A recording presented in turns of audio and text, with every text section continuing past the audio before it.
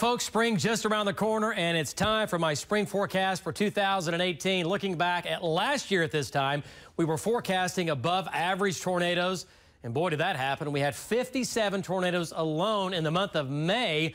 Normal spring months here in Oklahoma, we see about 47 tornadoes.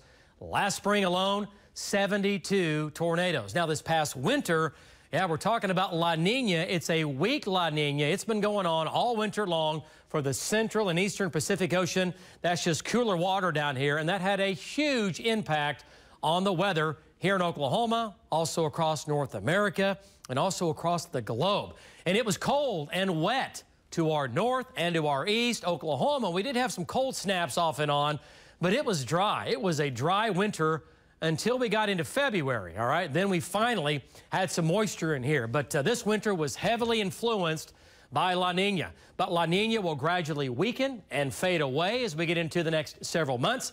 But the La Nina, the effects will hang over into spring. Looking back at past La Ninas that resemble the weather pattern we're in right now, those years, March and April, were slightly above on the tornado numbers. Okay, those were above normal, but May was well below normal on the number of tornadoes, along with June. So comparing a La Nina average tornado count for the months of March, April, May, and June to a spring average, quite a bit less, quite a few less tornadoes for the La Nina months. All right, so overall, tornado numbers were down nearly 21%.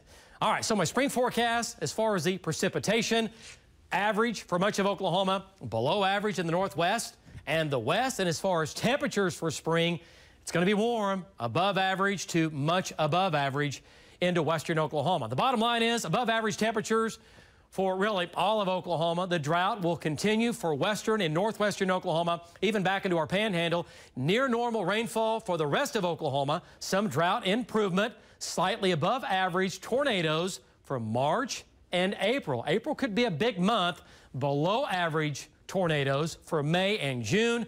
And the bottom line is below average tornadoes overall, and we think summer arrives early and hot.